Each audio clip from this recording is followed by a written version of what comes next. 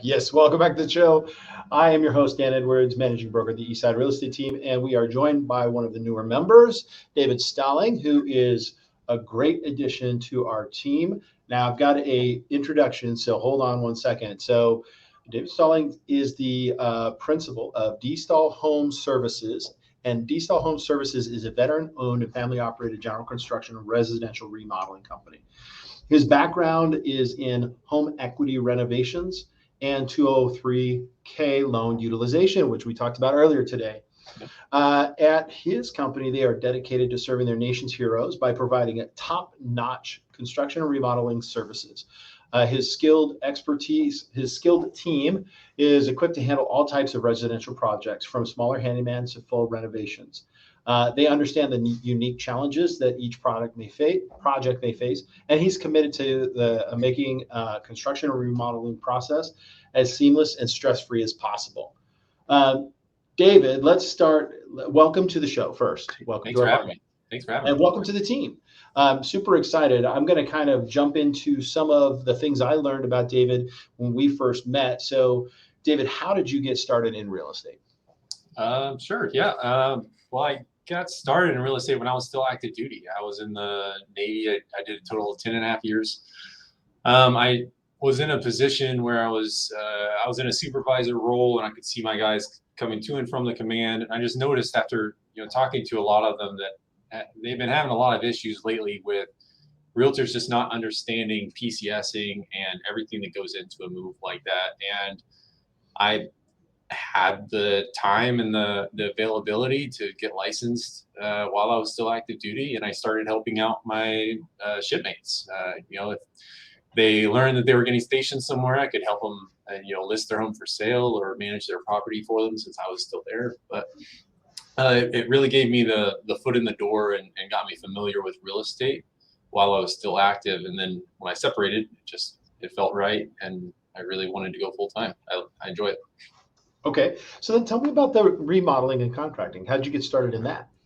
Sure. Yeah, I actually grew up doing stuff like that with my dad, and then I actually completely remodeled our house in South Carolina myself, and that was just a blast. And I figured other people have houses to renovate too. Why not help them out? And just kind of, it's another way for me to help, and it's something that I really enjoy doing. I enjoy being able to see that end product and know that I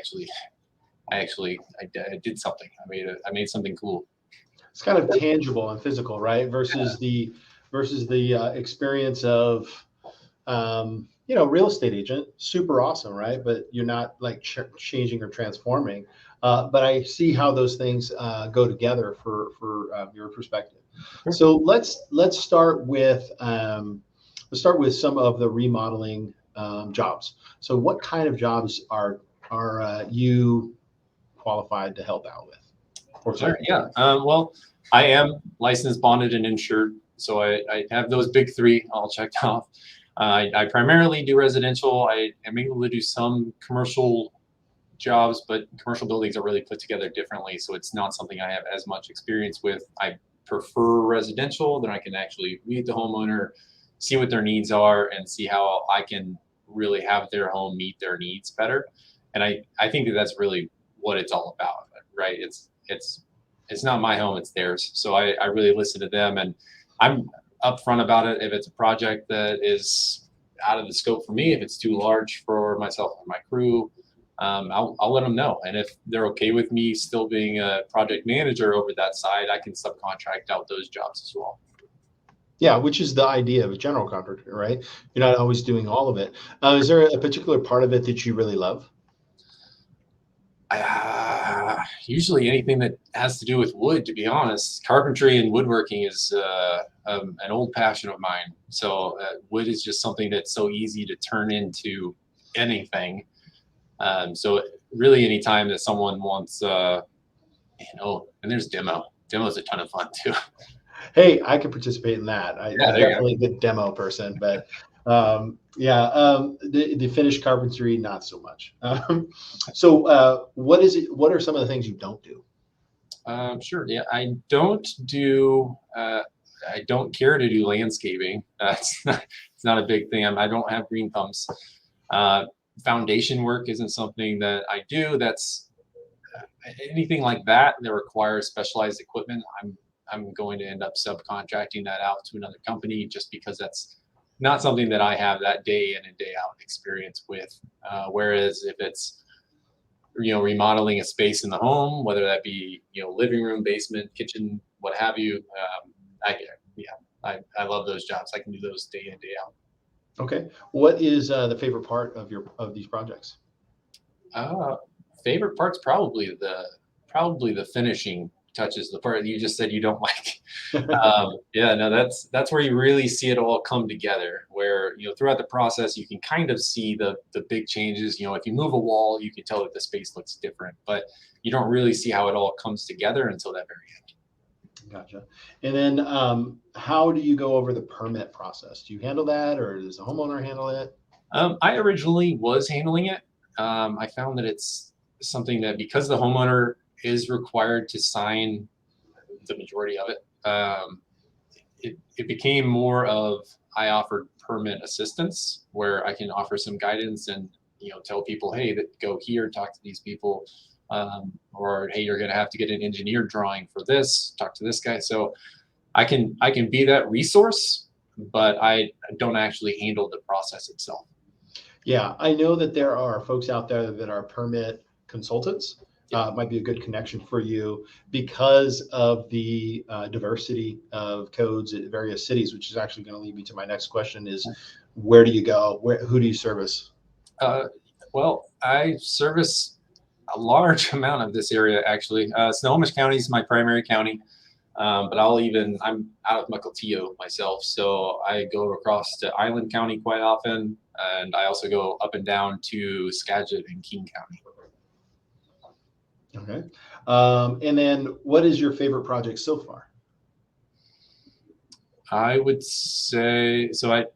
It's been a few years now, but I remodeled the living room and completely redid the mantle and the fireplace around, and it was a blast. But I did built-ins on either side of it. But for the mantle, I was actually able to find a pre-Civil War ceiling beam from a church, an old church that got torn down. And I milled it down to size and I installed it up as the mantle. So it actually still had some of the old wear and everything to it, put a nice oil on it. But it just turned out really nice and in contrast to all of the white trim and molding around it. It just really made that old piece of history pop. And I loved being able to bring that history into the home. That's awesome. Yeah, that's a lot of fun when you can do stuff custom like that. Mhm. Awesome. Do you offer design assistance? Various levels. Yeah, I do have the ability to bring in a designer if that's something that the homeowner wants to do. Absolutely. If they have a lower budget, then maybe a designer isn't quite what they're looking for, but we could still offer some level of design assistance. Okay, awesome. All right. So, from a standpoint, why does having the knowledge that you have make you a great real estate agent?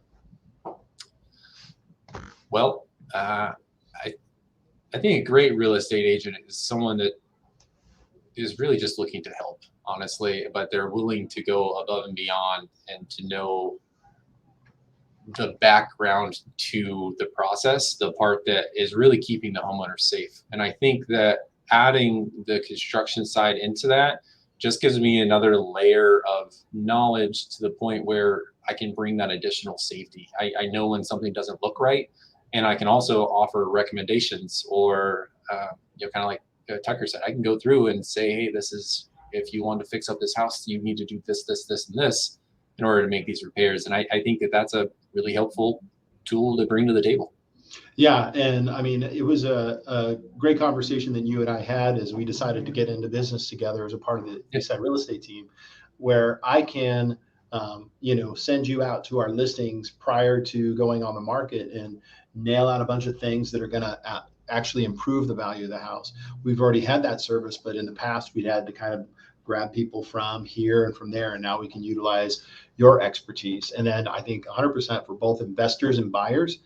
I think what we've talked about today with the 203K rehab loans for a buyer out there that that can see through the current state of a house that's been sitting on the market, why not take advantage of the money that's being offered from the banks to actually paint it the color you want, or to add the wall, or take out a wall, or a pool to the back? I don't know if that's something you could do. Probably need a pool And guy. yeah, I would subcontract a pool guy. I should probably add that to that list.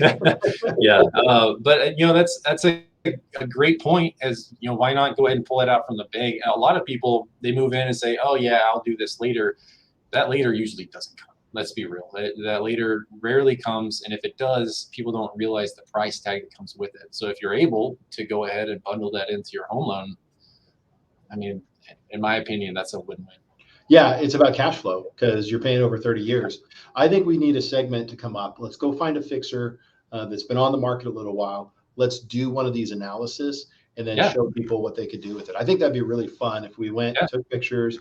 You went down and did your contracting thing and said, look, here's the deal. And then we get Tucker to buy it, to finance it. You just have to find the right buyer for it. Yeah, there we go. Cool.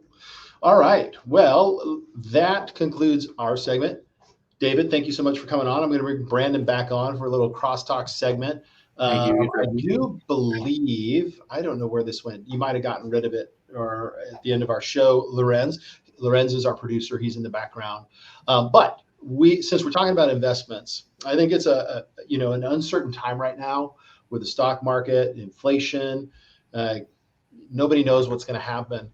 And I know throughout all of the last 20 or 30 years, the most stable investment is your home. And as we look forward to, building lasting stability in your own world, I believe investing in real estate is the right thing to do, which is why I'm assembling these teams. Oh, and here it is, the cash flow game. I believe we have a graphic, do we? Let's see if we can put that up. There it is. Okay, it kind of goes over our faces. So let me see if I do that. All right. So cash flow game night is going to be coming up on the 9th of June, and that's going to be at our Kirkland office. It's going to start at 5:30. It's going to be kind of a speed round, and it's just to get you in the mindset of investing in real estate.